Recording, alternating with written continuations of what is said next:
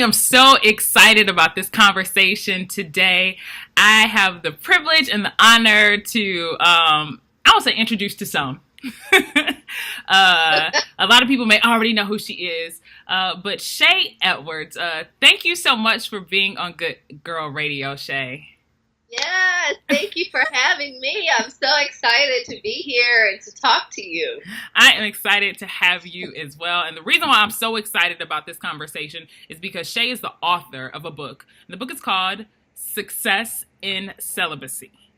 And and see, she's cheering, okay? And if you guys don't know anything about me, so I'm celibate too, but I do not cheer, okay? I'm like, Lord, oh, I know. Lord, what is going on? I know. When I first read the title, I said, can you fail in celibacy? Because, you know, you can be practicing celibacy, but you can still fail at, I guess, the approach to it. But, Yeah. so those are just some of the questions I have for you. But a little bit, too, about Shea. She is a product of one of the best schools that this nation, that this world has come to know. The world. She is a Howard University grad. As you can probably guess, I am too. And so I'm always excited too to have a bison on. And so, Shea, we're going to get right to it. What made you write this book? Oh my gosh. Okay, so first of all, I have an online ministry called Faith Rocks, which was birthed out of a lot of things, just my creativity, my faith being in LA, and my pursuits as an actress not really working out the way that I thought or wanted. And the more I sought God, the more he was saying, no, I want you to start this ministry. So, and use your creativity and all those things to reach young people. So I've always, I've been doing Faith Rocks, and I had the blog and the videos and the talk show and doing those things. And the whole time, when I met who's my now husband, I was celibate 2 years before I met him, and then we were celibate together, of course. I knew that we had a story. I've always known that this is something, wow, the things that we've walked through together could really help someone else. And so after I had my daughter a year and a half ago, I was staying at home with her, and I was going to write an ebook to go along with my, YouTube show and all those things. And so I started writing the ebook that was about celibacy, and that I just felt like it was a topic that a lot of people may be interested in, and I just wanted to share my story, my journey. And when I started writing, I had so much to talk about, and so many different things were just coming out, and I just felt like, wow, this could be a book. This should be a book. This is something that I would have wanted and that I needed when I was in high school and in college, even though there probably was a time when I'd be like, girl, get out of here with that. I don't want to hear nothing about celibacy. But it just really came from a heart of wanting to share my experience and my testimony with a larger audience. Mm-hmm. And I've read the book. I've laughed. I've been challenged. I've been like, yes, girl, throughout that as I was reading the book. But the real reason I felt like that you would, be great for this conversation, because I felt that you were extremely honest in the book. And I wanted to bring some of that honesty here, and I wanted to have a broader conversation, because oftentimes when people hear celibacy, I don't know if we really have a full grasp on why, some people decide to do it, or why you're on that journey, why you decided to, and the realities of that journey. That it's not just easy. It doesn't mean that you're going to see rainbows and unicorns from here on out. And that it's not just because somebody told you to do it. And so what I kind of want to do in this conversation is to really remove, the typical church, and let's just talk about a relationship between you and yourself and you and God, like how you actually got to that step to saying, yep, I'm going to do this. Yeah. So, yeah. Go ahead. Okay. So, to try to make a long story short, I I was exposed to church and God, and I can genuinely say I've been walking with the Lord since I was 7 years old. And I know that sounds so crazy, but I've had a relationship. I believed in my heart, and I felt the presence of the Holy Spirit. So, but I went through a very rebellious time in my life, especially in starting at Howard when I was in college. I just felt like Jesus wasn't the only way to get to God. I wanted to, expand my knowledge on spirituality and all those things. So I started really exploring a lot of other faiths and religions and just opening myself up to things. And I told my friend the other day, I was like, I didn't go to church at all in the 4 years that I was at Howard, unless I went back home to go to church. And I don't know. I didn't feel bad about it. I didn't feel a need to go. So that kind of, stalled my relationship with God. I was depressed a lot. Even when I moved to LA and I was at UCLA, that kind of continued my separation in my relationship with God. I still believe, but I was very much distant. And I know people can relate to those phases where you believe in your heart, but you may stop going to church, or you just feel that distance. You're not praying. You're not talking to God. You may be doing what you want to do, and so it's just it's different levels. Like any relationship, Yep. It can turn into long distance, or you need space and all those things. So my relationship with God has gone through a lot of different phases, but I'm losing my train of thought. We're talking about what made me start to write the book. Mm-hmm. So no, what got you on your journey? Like, what made you make that decision? Like, what clicked in your mind? Start to be celibate, correct? Yeah. Okay. So in that time at Howard, I was very much so. I bought into the lies about our sexuality being our own, our bodies are our own. You have the right as a young, educated woman to go out, to date, to do whatever you want with your body, to have sex, to explore your sexuality with men, with women. Do whatever you want. It's the time of your life. Have fun. And I did that, and I experienced that, and I had, some fun times while doing that. And then when I moved to LA, kind of continued some of that same behavior. But for me, in those relationships, while I can say some of them were fun, I always felt a conviction. And when I didn't feel a conviction, it was because I had developed a rebellious attitude towards God to justify my behavior. So in order to feel okay about the decisions that I was making, it created more and more distance between God. And that let me know that when I look back in hindsight, that when I can't go to God with the reality of what I'm doing, I'm doing something that may not be, for my highest good or for what he wants me to do. Do you think that having that feeling is specific to people who have had a relationship with God early on? And I mean, just trying to, make sure that your story is understood. I know for sure, if you have a relationship with God through Jesus Christ, you will your spirit will kind of have an innate sense of knowing right from wrong. I think all humans are kind of born with a knowing of right from wrong, but I think until you really have accepted the Creator into your heart and you've surrendered and yielded your life, even if you don't know what that means, but if you believe by faith and you say, I'm giving you my life, once you do that, something spiritual happens. Something else takes over. And it's a small, still, quiet voice. It's that thing, that knowing.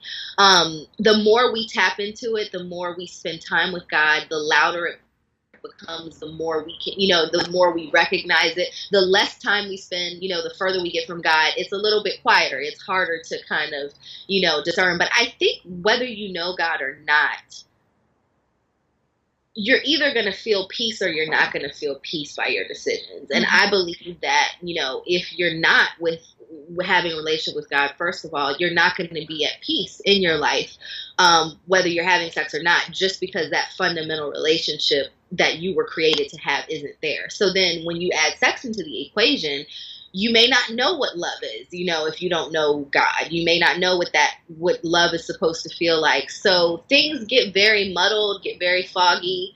It can cause destructive behavior and things like that to start to happen. So I don't know, I may be starting to get unclear, but um, I think that the peace is where God is. Mm-hmm. So if your actions and your decisions aren't bringing you peace, then it's something that you need to look at.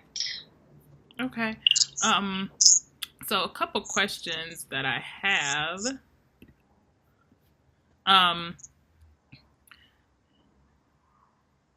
Let's see. So you've walked this journey for 6 years. Be honest. If you're not going to be honest, I'm going to be honest. I've been walking this journey since I graduated from Howard. It's been a while, but can you share the reality of walking this path? Yeah. It's definitely real. I feel like when you lose a person and you mourn the loss of somebody, the only thing that heals it is time. And I think with celibacy, for me, it got easier as it went along, because it's definitely hard, though. The first year was the absolute hardest, and then, it's still hard, but then it started to get easier, not in that I stopped desiring sex or I stopped desiring intimacy from someone else, but it was that the spirituality and those things inside of me became stronger. I valued myself more. I wasn't looking to sex for, intimacy or validation or the need to keep someone. So those things began to get easier for me. Was there ever a point on this journey that you simply wanted sex, or the idea of sex? And the reason I say the idea of sex, because as much as I'd like to say, yep, I can just do a one night stand, or I can just, I just want to get off. I just want to release something, like, God, just give me this out, just this one. As much as I'd like to say that, I know in my heart of hearts, it's not going to happen like that for Cameo. So for you, was there ever a point in your walk that you were just like, yep, nope, this is it. This is all I want sex? Or did you know it was something deeper?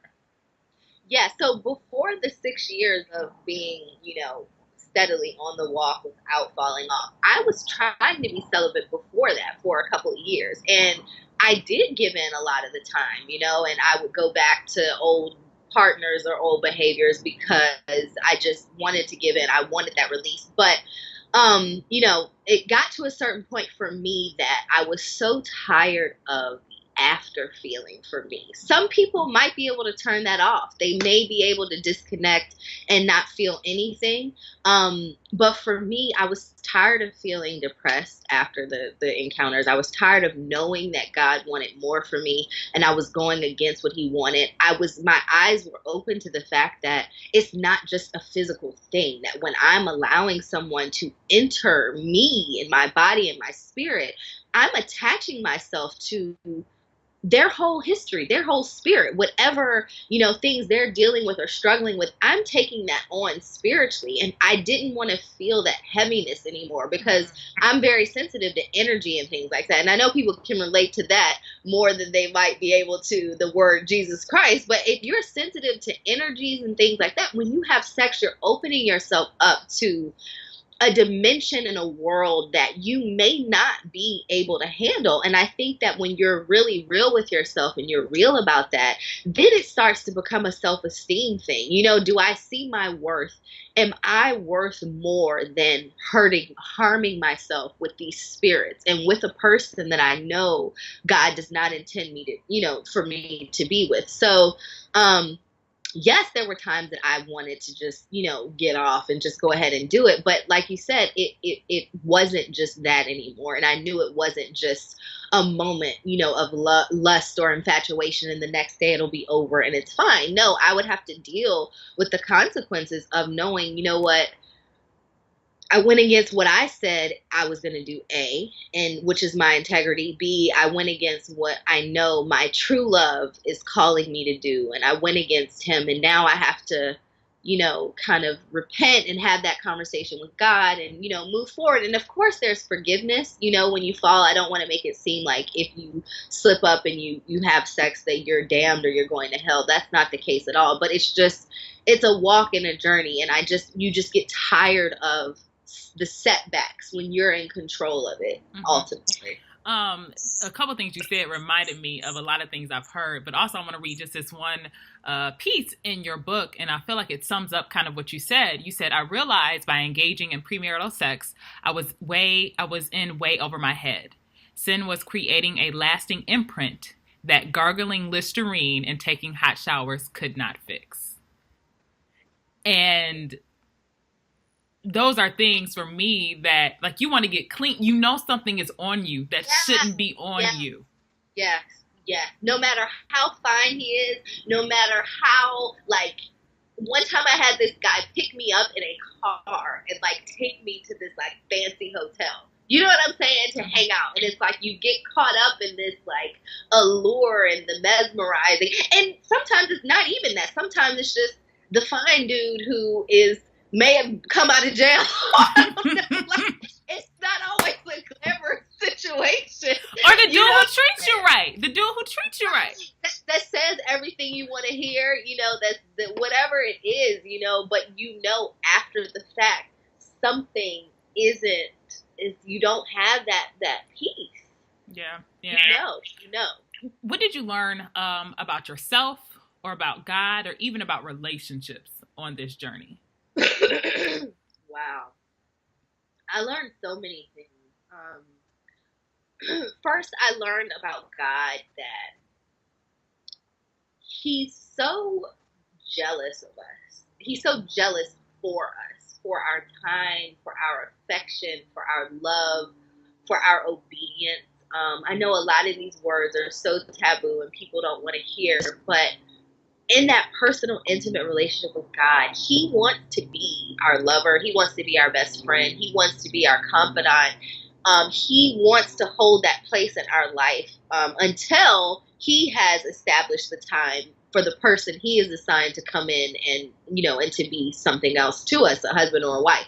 So I just learned how much God wants us. You know what I mean? He doesn't just set these standards to punish us, or to just be this domineering force in the universe. He does it for our highest good, and it's out of a place of love. This is all from a place of unconditional love, so that we can live our best lives, so that we can be at peace, so that we can have joy, so that we don't have to subject ourselves to the consequences, that come from doing things our own way. So that's what I learned about God. About myself, I learned that what I think is best for me and living by my own standard isn't the way.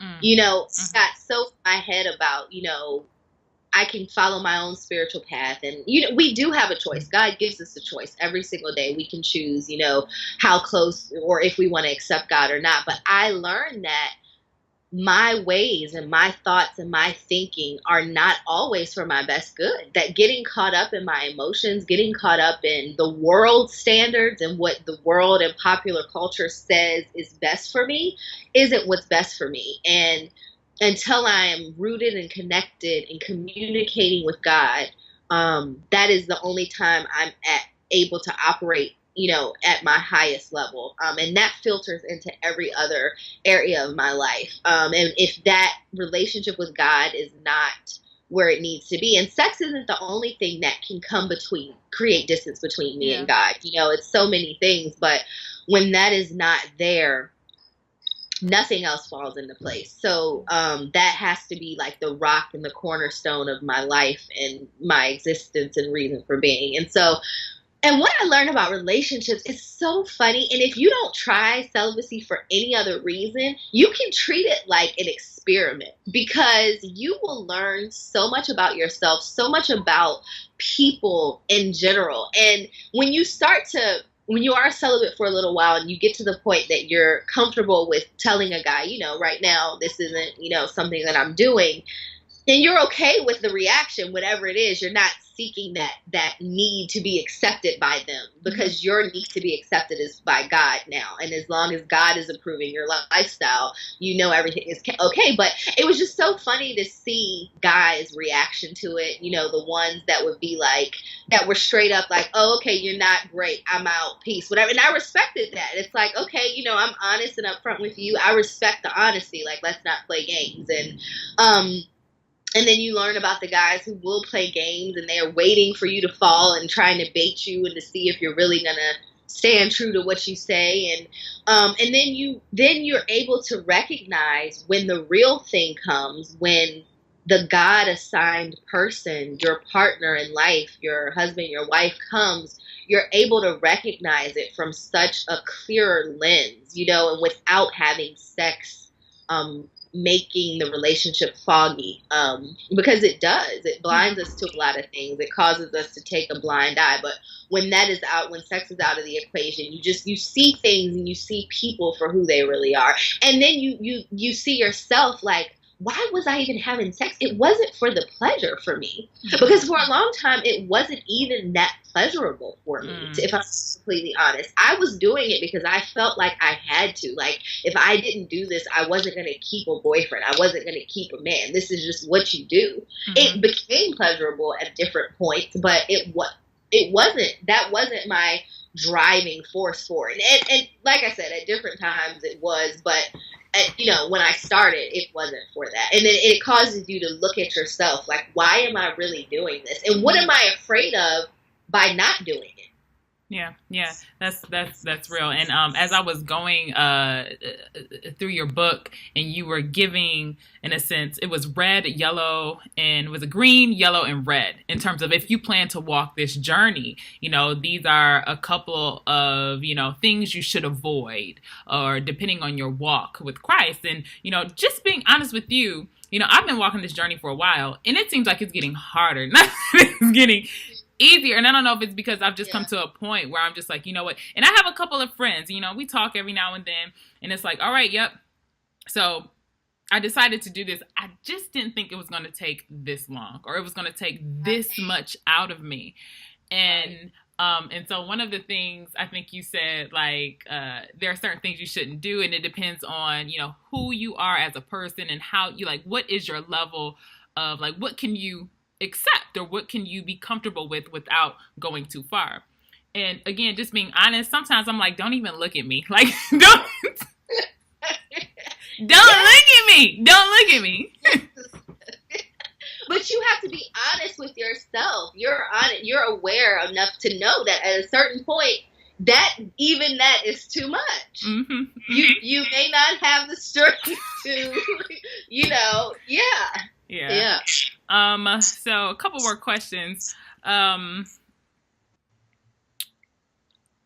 see. Oh, so what I found was great. And when I turned the chapter, I said, did she really cover this? You covered masturbation. Nobody talks about that. Nobody. When I literally I wasn't on my iPad, but I was on my phone. I said, she talked about this. She talked about this. And so kudos to you for talking about it. And I think for those who are trying to walk that journey, it's a conversation I've had with my friends. It's a conversation I want to have on Good Girl Radio, a very transparent one, is because you hear so many different voices about, no, you shouldn't do this. Yes, you should do this. Or yes, it's okay. Or no, it's not okay. And the reasons why. But it's really about your relationship with God. What are you trying to accomplish? Right. Like, what are you trying to, because, like, for me, it's like, Cameo, you don't have a man right now. So it's not like you would go out and just go, you know, get with some random dude, or call some random dude. So what are your options really? But for some women, I know it's like, nope, I can just send a hey text and he'll be over like right now. So can you share a little bit about why you brought that topic up in your book?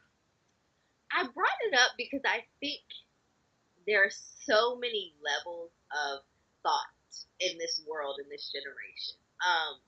And I kind of think the Bible is like it sets the bar the highest. Because there's a thought that says, you should explore your own body, your own sexuality, your own sensuality. You should masturbate. You should get to know yourself before a partner gets to know you, and all of those things. And I think those things are true.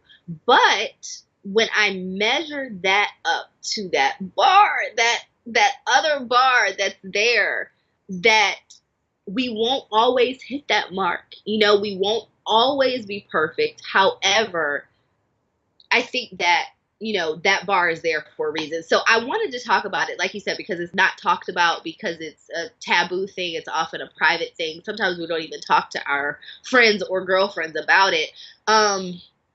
So, I think it's important because I don't want to say like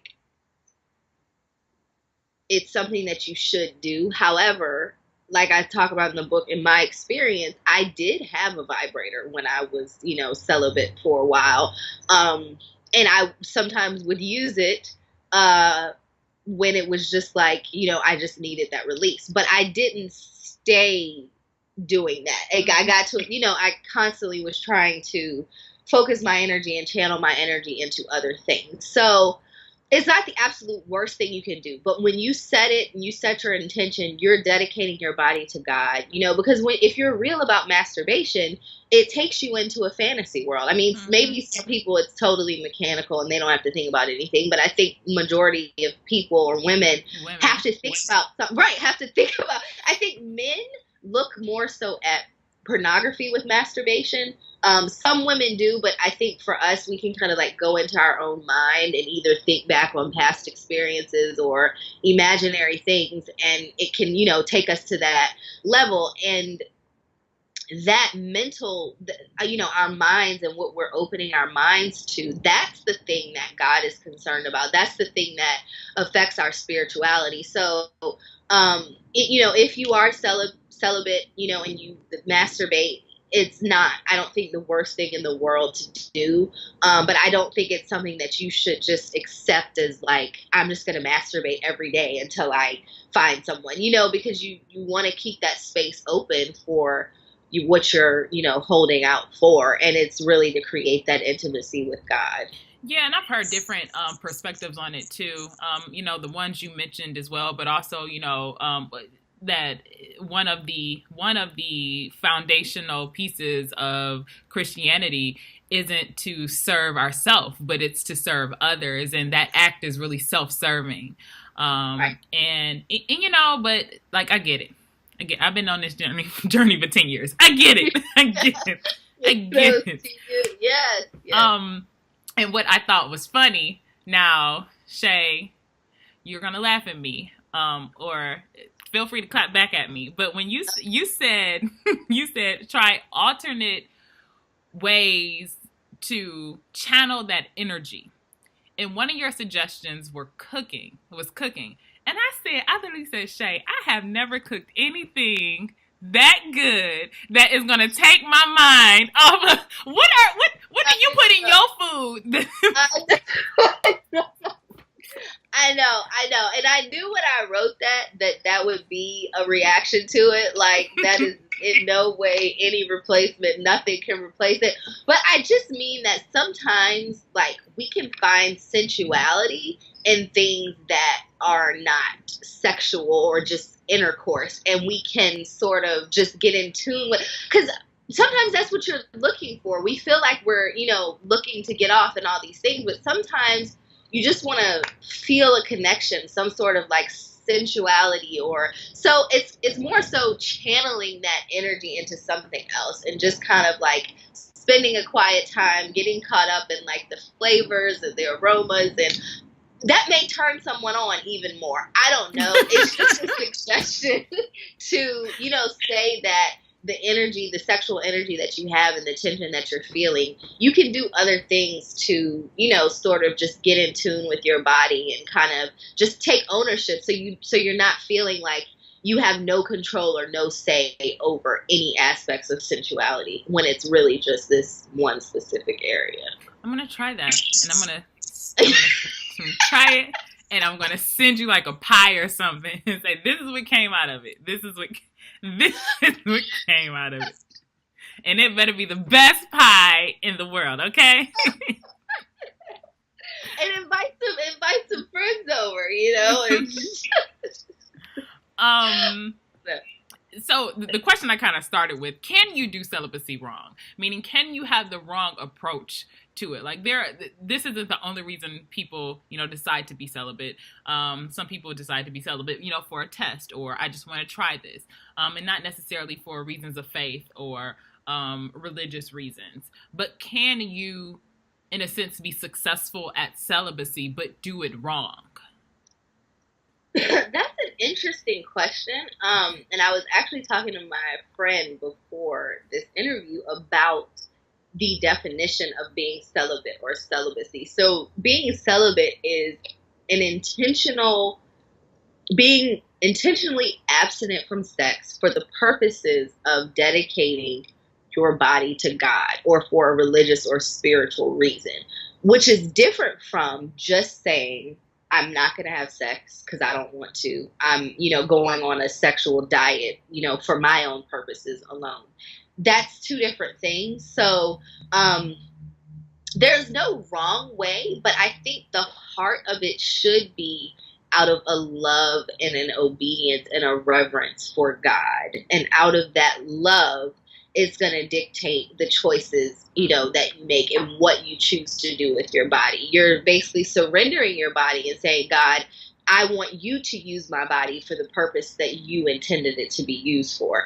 And in that time, because you're going to get weak, because you're in your flesh, you're in this humanity that we were created in that's so weak, you have to talk to God more. You have to create more time, more space, more energy for that presence to come in to keep you on that path. So I think if you are truly doing it, to even make more room for clarity to hear from God, depending on where you are spiritually, if you're creating that space in your mind and your intention is directed towards God, there's no wrong way to do it. But if you're going to leave God out of it, it's not necessarily celibacy in the spiritual context. You're just, deciding not to have sex, or you're just in a sexual drought and you don't have anyone in your life that you have the option to do it with, and you're not sexually active. So I think those are like two different things. But if your mind and your heart are focused on God and more intimacy with God, there's no wrong way to do it. And even if you do fall or slip up, there's grace, there's forgiveness, there's another opportunity to get up and try again. You don't have to stay in the decision that you made if you make a mistake. So, and I just really want to put emphasis on the fact that this isn't done. I believe when you're serious, it's not necessarily an action you do out of someone commanding you or because someone told you to, but it really comes out of a love for Christ. It comes out of a love for, being obedient, because I love you. And I also know that you want the best for me, that you're not here to harm me, that I'm not just putting up these boundaries, like that I want what's best for you. And that is the reason, I know that's the reason why I do it, but just kind of to dispel some of those myths that are out there that we're just operating like robots and because the preacher said to do it. No, it goes a lot deeper because the preacher ain't kept me from nothing. I ain't thinking about the preacher when it's me and Brandon sitting on the couch. I'm not. Exactly. And that's the thing. Growing up, they may have said you shouldn't be doing it, but it wasn't even that harped on. It wasn't even that talked about. I think preachers shy away from it a lot of times because they did not walk that walk. So it's not something that they want or are comfortable in talking about that much. There's no dialogue about it deeper than you just shouldn't do it, but why shouldn't we do it? And like you said, it's because of the love for God and because he sets the standard for our highest good. And we have to know that and believe that by saying no, by waiting, by resisting temptation, you're actually doing something good for yourself. You're doing something better for yourself than the temporary gratification, the delayed gratification. And even just taking a break so that you can see clearly, so that you can see what is and what isn't. And when we get the sin out of our life, when we get when God becomes our most important person, relationship that we want to please, he may not bless you with a husband or a wife right away. You know, like you said, you've been celibate for 10 years. However, he will give you so much peace, so much purpose, so much discipline, like the character that he's developing in you. All of these spiritual things are so powerful and so great, and it gives you an eternal mindset. I think too, if we're too focused on just the here and now and this life that we're living now, of course you're going to want to live for the moment. You're going to want to live for the pleasure and anything you can do for the now. But when you give your life to God, you really realize, wow, I'm living this life like because I believe in an eternal life, so that even when I die, if I have this relationship, I believe that my home is in heaven, you know? And so I don't know, that goes above what a lot of people too want to hear or talk about, but that eternal perspective that me saying no to something now is really just for a little while. And if God has a husband or a wife in my destiny, he's going to bring it for his purpose. There's a purpose for you being together. Mm-hmm. That's the purpose of having a husband or wife, for the work that God wants you to do together on the earth in preparation for heaven. If he does not have an assigned mate for you, it's for a reason. It's because your purpose and your destiny is something else, you know, in preparation for heaven once again. So it's all a matter of purpose for now in preparation for eternity. So, yeah. So, Shea, can you hold up your book so people can see what it looks like? Mine is on electronic. Yes. And you can pick it up. I did the electronic version through Amazon, and you can get the paperback as well. But It's a great read. A couple of funny pieces too in there.